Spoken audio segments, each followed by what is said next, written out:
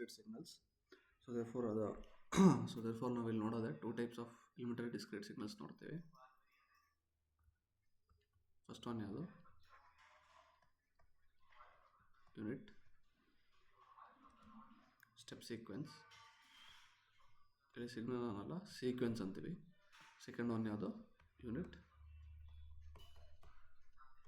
Impulse sequence. So ramp ಕೂಡ ಇದೆ, unit ramp sequence. But ನಾವು ಮೇನ್ಲಿ ಯೂಸ್ ಮಾಡೋದು ಯಾವುದಾದ್ರು ಇದೆರಡು important. So not much important. ಓಕೆನಾ? Okay. So therefore unit step sequence start ಮಾಡೋಕ್ಕಿಂತ ಮುಂಚೆ ಈಗ ಒಂದು ಪ್ಲಾಟ್, ಒಂದು ಸಿಗ್ನಲ್ ಕೊಟ್ಟಿರ್ತಾರೆ ಅಥವಾ ಒಂದು ಸೀಕ್ವೆನ್ಸ್ ಕೊಟ್ಟಿರ್ತಾರೆ. ಸೊ ದೇರ್ಫೋರ್ ಅದನ್ನು ಹೇಗೆ ಡ್ರಾ ಮಾಡೋದು ಅಂತ. ಓಕೆನಾ?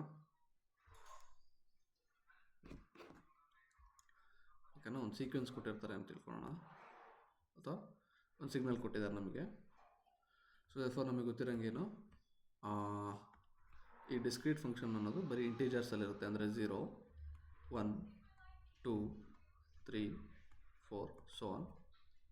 ಅಥವಾ -1 ಈ ಕಡೆ -2, -3, -4 till -infinity till +infinity. Only valid integers ಅಷ್ಟೇ. ಓಕೆನಾ?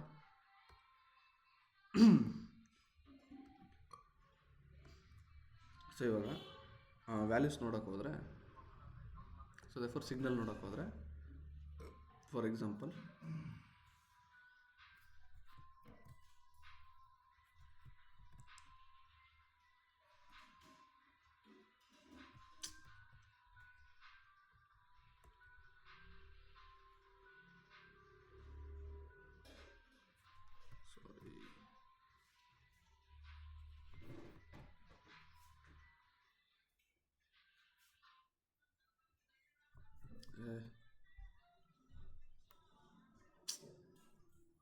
ಕೈಲೇ ಬಿಡಿಸೋಣ. ಸೊ ದೇರ್ಫೋರ್ ಇದೊಂದು ವ್ಯಾಲ್ಯೂ ಇದೆ, ಇದಕ್ಕೊಂದು ವ್ಯಾಲ್ಯೂ ಇದೆ, ಇದಕ್ಕೊಂದು ವ್ಯಾಲ್ಯೂ ಇದೆ, ಇದಕ್ಕೊಂದು ವ್ಯಾಲ್ಯೂ ಇದೆ, ಇದಕ್ಕೊಂದು ವ್ಯಾಲ್ಯೂ ಇದೆ ಅಂತ ಇಟ್ಕೊಳ್ಳೋಣ. ಸೇಮ್ ಇದೇ ಥರ ಅಪೋಸಿಟ್ ಇದೆ ಅಂತ, ಜಸ್ಟ್ ಫಾರ್ ಅಂಡರ್ಸ್ಟ್ಯಾಂಡಿಂಗ್ ಪರ್ಪಸ್ ಅಷ್ಟೇ. ಸೊ ದೇರ್ಫೋರ್ ಎಷ್ಟೆಷ್ಟಿದೆ ಅಂತ ತಿಳ್ಕೊಳ್ಳೋಣ. So therefore 3, 2, 1, 3, 4, 2, 1, 3, 4. ಸೊ ದೇರ್ಫೋರ್ ಏನಾಗಿದೆ, ಒಂದು ಸೀಕ್ವೆನ್ಸ್ ಇದೆ. So this is x of n ಅಂತ ತಿಳ್ಕೊಳ್ಳೋಣ.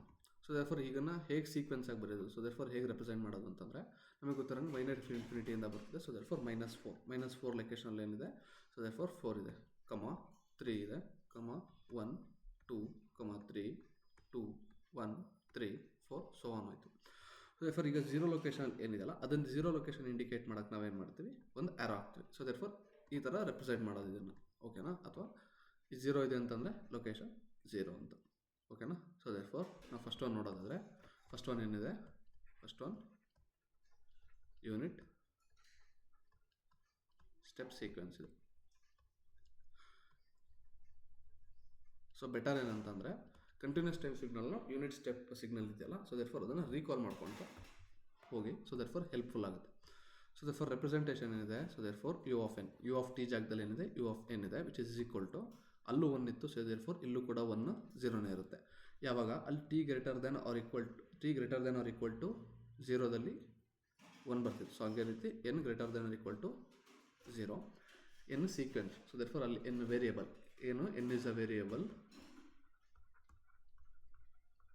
ಯು ಅಂದ್ರೆ ಏನು, ನೇಮ್ ಆಫ್ ದ ಸಿಗ್ನಲ್. ಓಕೆನಾ? When n is less than 0 ಅನ್ನೋದಾಗ, when n is less than 0 value is 0. So therefore ಹೇಗೆ ಇಂಡಿಕೇಟ್ ಮಾಡೋದು,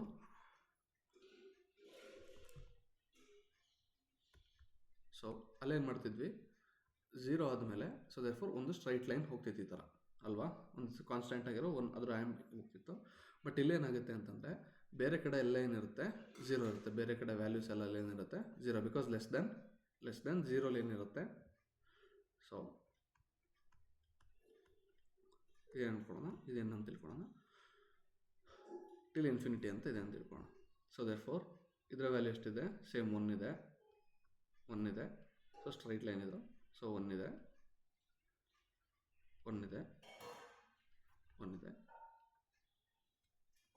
ಸೊ 1.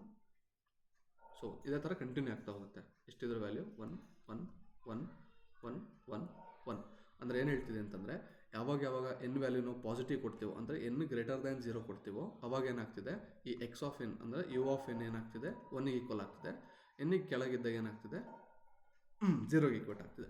ಸೊ ದೇರ್ಫೋರ್ ನಾವು ಇದನ್ನು ಹಿಂಗೂ ನೋಡ್ಬೋದು. ಸೊ ಏನಾಗ್ತಿದೆ, ಸ್ಯಾಂಪಲ್ಸ್ ಅಷ್ಟೇ ಅಲ್ವಾ. ಸೊ ದೇರ್ಫೋರ್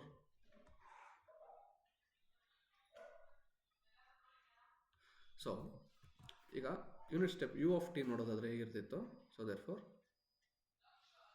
0 ತನಕ ಹೀಗೆ ಬಂದು ಗ್ರೇಟರ್ ದ್ಯಾನ್ 0 1 ಇರ್ತಿತ್ತಲ್ವಾ, 1 ಇರ್ತಿತ್ತು. ಸೊ ದೇರ್ಫೋರ್ ನಾವೇನು ಹೇಳಿದ್ವಿ, ಸ್ಯಾಂಪ್ಲರಲ್ಲಿ ಇದು ಮಾಡೋದು. ಸೊ ಡಿಸ್ಕ್ರೀಟ್ ಸಿಗ್ನಲ್ಸ್ ಅಂತ ಅಂದ್ರೇನು, ಓನ್ಲಿ ಇಂಟೀಜರ್ಸ್ ವ್ಯಾಲ್ಯೂನ್ ಏನಾಗಿರುತ್ತೆ 1 ಬರುತ್ತೆ. ಸೊ ದೇರ್ಫೋರ್ ಇಲ್ಲಿ 1 ಇದೆಯಾ, ದೇರ್ಫೋರ್ ಏನು ಬರುತ್ತೆ, ಇಲ್ಲಿ 2 ಇದೆಯಾ, 3 ಇದೆಯಾ, 4 ಇದೆ, 5. ಸೊ ಕಂಟಿನ್ಯೂಸ್ ಡಿಸ್ಕ್ರೀಟ್ ಬರ್ತಿರೋದ್ರಿಂದ ಏನಾಗ್ತಿದೆ, ಇದು ಇಲ್ಲಿ ಓವರ್ಲ್ಯಾಪ್. ಸೊ ದೇರ್ಫೋರ್ ಈ ಸಿಗ್ನಲ್ ಬರ್ತಿದೆ. ಸೊ ಇಲ್ಲಿ ಮಾತ್ರ ವ್ಯಾಲ್ಯೂಸ್ ತಗೋತಿದೆ ಅದು. ಓಕೆನಾ, ಓಕೆ. ಸೊ ದೇರ್ಫೋರ್ ಈಗ ಏನು ಮಾಡ್ತಿದ್ದೀವಿ, ನಮಗೆ ಇದು ಬೇಡ. ಸೊ ದೇರ್ಫೋರ್ ಏನು ಮಾಡ್ತೀವಿ, ಸೊ ಏನಾಯಿತು, ಸೇಮ್ ಡಿಸ್ಕ್ರೀಟ್ ಉಳ್ಕೋತು. ಆ್ಯಂಡ್ ಇದರಲ್ಲಿ 0 ಕೂಡ ವ್ಯಾಲ್ಯೂ ಇರುತ್ತೆ. ಓಕೆನಾ. ಸೊ ದೇರ್ಫೋರ್ ಜಸ್ಟ್ ಸಿಂಪಲ್, ಇದು ಬೇಡ, ಜಸ್ಟ್ ಇದೆ ಅಂಡರ್ಸ್ಟ್ಯಾಂಡಿಂಗ್ ಹೇಳಿದಷ್ಟೇ. ಓಕೆನಾ, ಈ ಥರ. ಸೊ ಫರ್ದರ್ ಎಕ್ಸಾಂಪಲ್ ನೋಡೋದಾದರೆ, ಸೊ ಏನಿದೆ, u of 2 into u of 2n plus 5 ಅಂತ ತಿಳ್ಕೊಂಡು. ಸೊ ಇಂಪಾರ್ಟೆಂಟ್ ನಮಗೆ ಏನೇನಂತ ಹೇಳಿದ್ದೆ, ವ್ಯಾಲ್ಯೂ ಮತ್ತು ಲೊಕೇಶನ್. ಸೊ ದೇರ್ಫೋರ್ ವ್ಯಾಲ್ಯೂ ಏನಿದೆ, ಇಲ್ಲಿ 2 ಇದೆಯಲ್ಲ. ಸೊ ದೇರ್ಫೋರ್ ಇಂಟು 2 ಆಗುತ್ತೆ, 2, ಇಲ್ಲಿ ಲೊಕೇಶನ್ ಯಾವಾಗ, when 2n plus 5 is greater than or equal to 0 when 2n plus 5 is less than 0. Simplify ಮಾಡಿದ್ರೆ ಏನಾಗುತ್ತೆ, 2 when n is greater than or equal to -5/2, 0 when n is less than -5/2. So ಇಲ್ಲಿ 5/2 ಬಂತು ಹಿಂಗೆ ಅಂತ ಇದು ಮಾಡ್ಕೊಳ್ಳೋದು ಬೇಡ. ಸೊ ದೇರ್ಫೋರ್ ಇದೊಂದು ಆ್ಯಕ್ಸೆಸ್ ಇದೆ. ಸೊ ವ್ಯಾಲ್ಯೂಸ್ ಏನೇನು ಗೊತ್ತಿದೆ ನಮಗೆ, 0 1 2 3 4 -1 -2 -3 -4 -5. ಸೊ ಏನು ಹೇಳ್ತಿದೆ, ಇದು -5/2ಕಿಂತ ಜಾಸ್ತಿ ಇದ್ದರೆ 2 ಇರುತ್ತೆ, ಏನಾದರೂ ಕಮ್ಮಿ ಇತ್ತು ಅಂತಂದರೆ 0 ಇರುತ್ತೆ. ಸೊ -5/2 ಅಂತಂದರೆ -2.5 ಇಲ್ಲಿ ಬರುತ್ತೆ. ಸೊ ದೇರ್ಫೋರ್ ಏನಿದು -5/2. ಸೊ ಇಲ್ಲಿ ನಾವು ತಗೊಳ್ದೇ ಇರೋ ಕಾರಣ ಏನು, ಇಲ್ಲಿ ಯಾವುದೇ ಸಿಗ್ನಲ್ ಬರದೇ ಇರೋ ಕಾರಣ. ಸೊ ದೇರ್ಫೋರ್ ನಾವೇನು ಮಾಡ್ತಿದ್ದೀವಿ, ಯಾವುದೇ ಸಿಗ್ನಲ್ ಇಲ್ಲಿ ಇರಲ್ಲ ಅಂತಂದರೆ ಇಂಟೀಜರ್ ಪ್ಲೇಸಲ್ಲಿ ಬಿಟ್ಟು ಬೇರೆ ಕಡೆ ಇರಲ್ಲ. ಸೊ ಏನು ಮಾಡ್ತೀವಿ, ನೆಕ್ಸ್ಟ್ ಫಾರ್ವರ್ಡಲ್ಲಿ ಯಾವುದಿದೆ, ಯಾಕಂದರೆ ಗ್ರೇಟರ್ ದೆನ್ ಅಂತಿದೆಯಲ್ಲ, ಫಾರ್ವರ್ಡಲ್ಲಿ ಯಾವುದಿದೆ ಅಲ್ಲಿ ಮಾತ್ರ 2 ಬರ್ತಾ ಹೋಗುತ್ತೆ. ಸೊ ಇಲ್ಲಿ 2 ಬರುತ್ತೆ, ಇಲ್ಲಿ 2 ಬರುತ್ತೆ, ಗ್ರೇಟರ್ ಅಲ್ವಾ. ಸೊ ದೇರ್ಫೋರ್ ಗ್ರೇಟರ್ ದೆನ್ ಇಲ್ಲಿ ಬರ್ತಾ ಹೋದರೆ ಇಲ್ಲಿ 2 ಬರ್ತಾ ಹೋಗುತ್ತೆ. ಓಕೆ, ಇದೇನಾಗ್ತಾ ಹೋಗುತ್ತೆ, ಕಂಟಿನ್ಯೂ ಆಗ್ತಾ ಹೋಗುತ್ತೆ. ಸೊ ದೇರ್ಫೋರ್ ಇಷ್ಟೇ ಏನು ಬರುತ್ತಿದ್ರೆ ವ್ಯಾಲ್ಯೂ 2 2 2 2 2 2. ಓಕೆನಾ, ಓನ್ಲಿ 8 ಇಂಟೀಜರ್ಸ್ ಬರ್ತಾ ಹೋಗುತ್ತೆ. ಓಕೆನಾ, ಅಂದರೆ ಕಂಟಿನ್ಯೂಸ್ ಸಿಗ್ನಲ್ ಇತ್ತು ಅಂತಂದರೆ ಇಲ್ಲಿ ಇದೇ ಥರ ಬರ್ತಾ ಹೋಗ್ತಿತ್ತು, ಫುಲ್ ಸ್ಟ್ರೈಟ್ ಲೈನ್ ಬರ್ತಿತ್ತು ಇಲ್ಲಿಂದ, ಈವನ್ 5/2 ಇಂದನೂ ಬರ್ತಿತ್ತು. ಬಟ್ ಇದು ಕಂಟಿನ್ಯೂಸ್ ಸಿಗ್ನಲ್ ಅಲ್ಲ. ಸೊ ಯಾವುದಿದು ಡಿಸ್ಕ್ರೀಟ್ ಸಿಗ್ನಲ್ ಆಗಿರೋದ್ರಿಂದ ಸೊ ದೇರ್ಫೋರ್ ಏನು ಬರುತ್ತೆ ನಮಗೆ, ಸೊ ಆ ಪಾಯಿಂಟಿಂದನೂ ಬರಲ್ಲ. ಸೊ ದೇರ್ಫೋರ್ ಇದೇನಾದರೂ 2 5 ಇತ್ತು ಅಂದರೆ ಇಲ್ಲಿಂದನೂ ಬರ್ತದೆ, ಬಟ್ ಇಲ್ಲಿ ಬರಲ್ಲ ಪಾಯಿಂಟಲ್ಲಿ. ಓಕೆನಾ, ಓಕೆ. ಸೊ ನೆಕ್ಸ್ಟ್ ಏನು,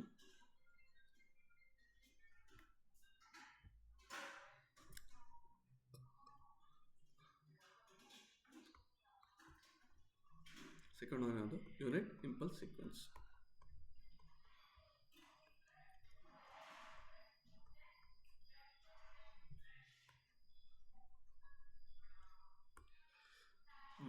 ಸೊ ಅಲ್ಲಿ ಡೆಲ್ ಆಫ್ ಟಿ ಏನಿತ್ತು, del of t is equal to infinity at t is equal to 0 and 0 elsewhere. ಇದು ಟೈಮ್ ಕಂಟಿನ್ಯೂಸ್ ಸಿಗ್ನಲ್ ಆಯಿತು. therefore ಇದು ಅಂಡರ್ಸ್ಟ್ಯಾಂಡಿಂಗ್ ಅಷ್ಟೇ. ಓಕೆ. ಇನ್ ಇಂಪಲ್ಸ್ ಸೀಕ್ವೆನ್ಸ್ ಅಂದರೆ ಏನಾಗುತ್ತೆ, ಡಿಸ್ಕ್ರಿಟಲ್ಲಿ ಏನಾಗುತ್ತೆ ಅಂತಂದರೆ del of n is equal to 1, when n is equal to 0, 0 when n not equal to 0. So continuous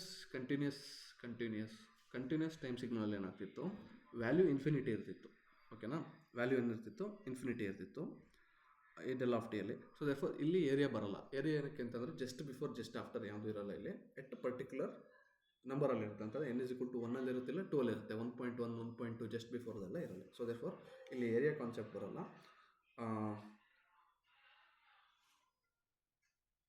ಓಕೆನಾ, ಇಲ್ಲಿ ಏನು ಬರುತ್ತೆ, ಇಲ್ಲಿ 2 ಇಂಪಾರ್ಟೆಂಟ್ ಥಿಂಗ್ಸ್ ಇರುತ್ತೆ. ನಾವೇನು ಹೇಳಿದ್ವಿ ಅಲ್ಲಿ 2 ಇಂಪಾರ್ಟೆಂಟ್ ಥಿಂಗ್ಸ್. ಇಲ್ಲಿ ಯಾವುದಾದ್ರು 2 important things. First one value important, second one location as usual. ಓಕೆನಾ,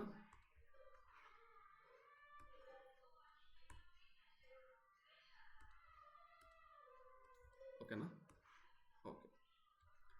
ಸೊ ಇದಾಯ್ತಲ್ಲ. ಸೊ ಹಿಯರ್ ವ್ಯಾಲ್ಯೂ ಏನಿದೆ, so therefore here value of delta of n is equal to 1. ಇಲ್ಲಿ at n is equal to 0 ಓಕೆನಾ. Delta of t ಅಲ್ಲಿ ಏನಾಗ್ತಿತ್ತು, delta of t ಅಲ್ಲಿ value is equal to infinity ಆಗ್ತಿತ್ತು. But area ಏನಾಗ್ತಿತ್ತು, area is equal to 1 ಇರ್ತಿತ್ತು. So therefore ಇಲ್ಲಿ ಆ ಥರ ಇಲ್ಲ.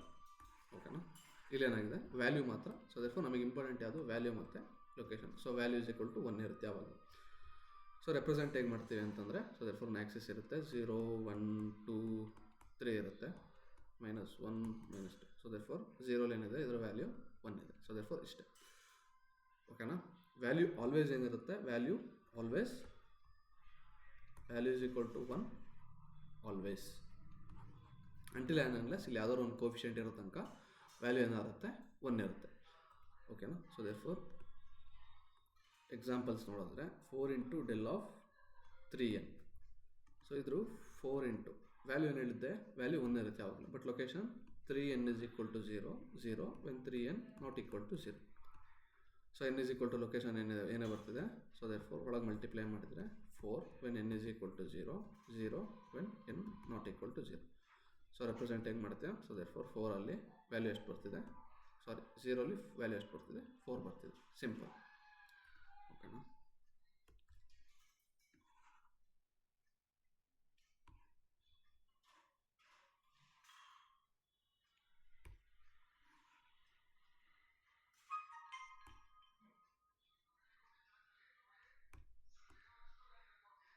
ಓಕೆನಾ, ಓಕೆ. ಸೊ ಇವಾಗ ಅಲ್ಲೂ ಸಿಮಿಲರ್ ಕಾನ್ಸೆಪ್ಟ್ಸ್ ಬರುತ್ತೆ. ನಾವು continuous. So therefore apply same concepts.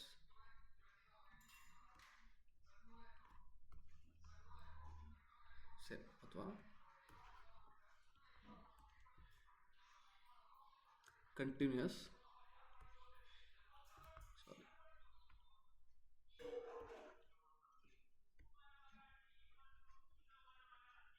concepts of continuous impulse signal is also applicable in impulse sequence. ಓಕೆನಾ, ಅಲ್ಲೇನು ಹೇಳಿದ್ವಿ. ಸೊ ದೇರ್ಫೋರ್ ಸಣ್ಣ concept. So therefore a into del of AT plus B. So similar AN. So ಏನು AN plus B del of AN plus B. Location ಏನಿದೆ. So therefore location n is equal to minus B/A. ಓಕೆನಾ. Next ನಮಗೇನು ಬೇಕು, ಇಲ್ಲಿ value ಬೇಕು. Value is equal to ಏನಾಗುತ್ತೆ. So ಇನ್ನೊಂದು important thing ಏನು, it should be integer. Value ಏನಾಗಿರುತ್ತೆ, value is equal to A. Next if minus B/A is not integer ಆಗಿಲ್ಲ ಅಂತಂದರೆ ಏನಾಗಿರುತ್ತೆ, value is equal to 0 always. ಓಕೆನಾ?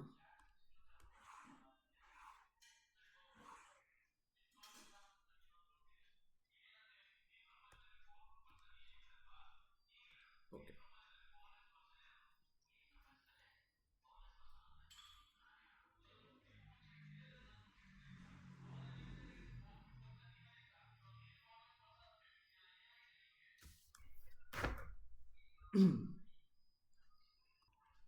ಸೊ ಇಲ್ಲೂ ಕೂಡ ಸೇಮ್ ಏನು ಲಿಮಿಟ್ ಕಾನ್ಸೆಪ್ಟ್ ಅಪ್ಲೈ ಆಗುತ್ತೆ.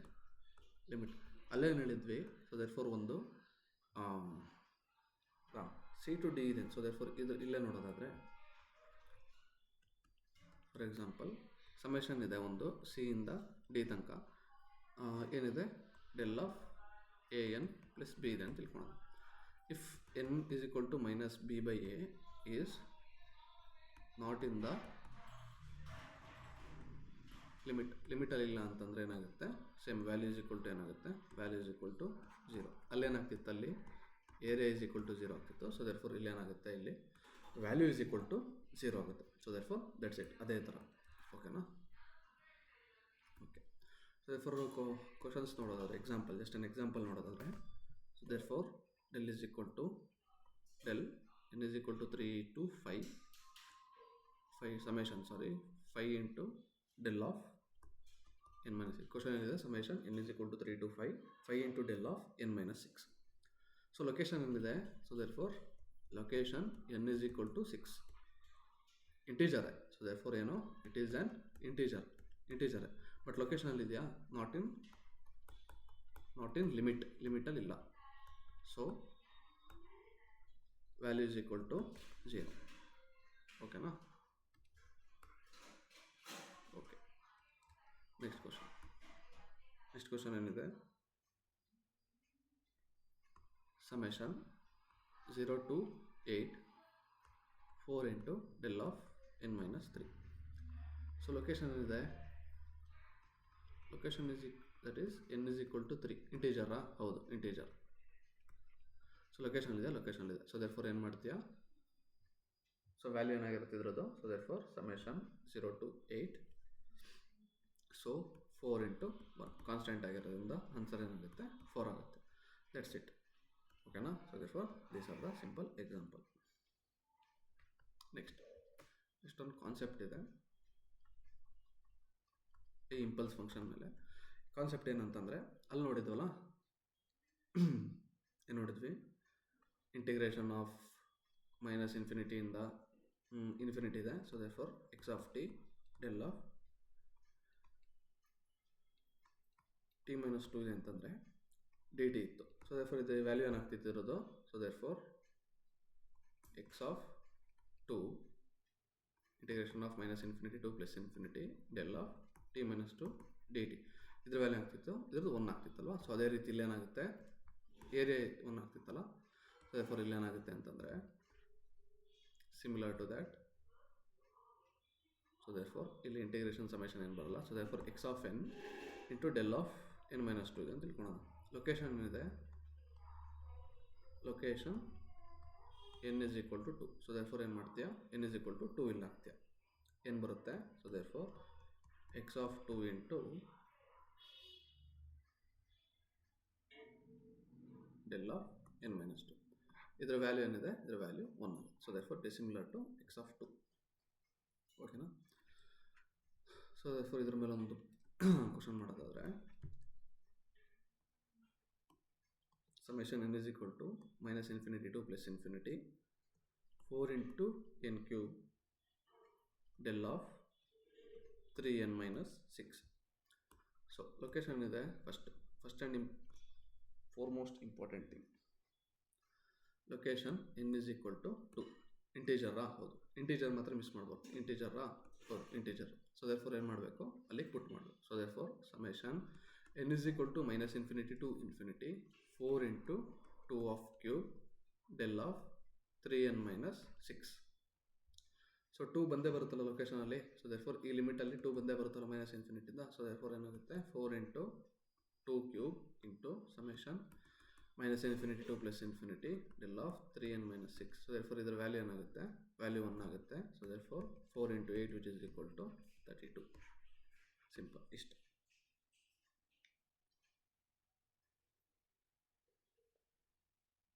ಓಕೆನಾ? ಓಕೆ. ಸೊ therefore ಇಂಪಾರ್ಟೆಂಟ್ ಏನೇನು ನೋಡ್ಕೋಬೇಕು ನಾವು, ಫಸ್ಟ್ ಲೊಕೇಶನ್ ನೋಡ್ಕೋಬೇಕು, ಲೊಕೇಶನ್ ಲಿಮಿಟಲ್ಲಿದೆ ನೋಡ್ಕೋಬೇಕು, ದೆನ್ ವ್ಯಾಲ್ಯೂ ಫೈಂಡ್ ಮಾಡ್ಕೋಬೋದು. ಓಕೆನಾ? ಇನ್ ಕೇಸ್ ಲೊಕೇಶನ್ ಈ ಲೊಕೇಶನ್ನು ಲಿಮಿಟಲ್ಲಿ ಇಲ್ಲ ಅಂತಂದರೆ ವ್ಯಾಲ್ಯೂ ಏನಾಗುತ್ತೆ, ವ್ಯಾಲ್ಯೂ 0 ಆಗುತ್ತೆ. ಓಕೆನಾ? ಸೊ therefore ಈ ಥರ ಕ್ವಶನ್ಸ್ ಬಂದಾಗ ಏನು ಮಾಡಬೇಕು ಹೇಳಿದ್ದೀನಿ ಇಲ್ಲೇ ಕಾನ್ಸೆಪ್ಟಲ್ಲಿ, ಲೊಕೇಶನ್ ತೆಗೆದು ಇದಕ್ಕೆ ಹಾಕ್ಕೊಂಡು ಏನು ಮಾಡಬೇಕು, ವ್ಯಾಲ್ಯೂಗೆ ಸಬ್ಸ್ಟಿಟ್ಯೂಟ್ ಮಾಡಬೇಕು. ಸೊ therefore ಏನು, ಓಕೆನಾ?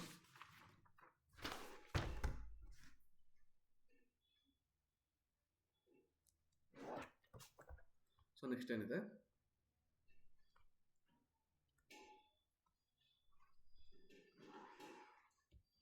ಥರ್ಡ್ ಒನ್ ಯಾವುದು, unit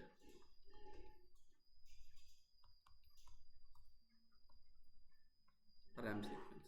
So therefore ಇದೇನಿದೆ, so therefore similar R of n is equal to n into U of n, which is equal to n when n is greater than or equal to 0, 0 when n is less than 0.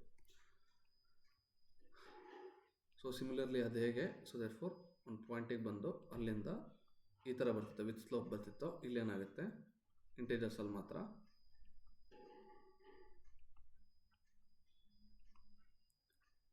ಎಷ್ಟು 0 1 2 3 4 5.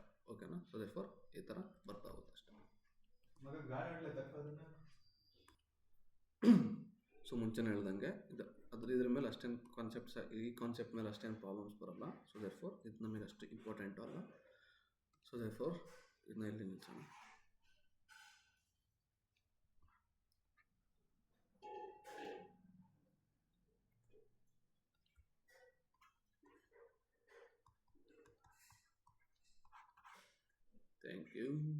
Thank you, Guru.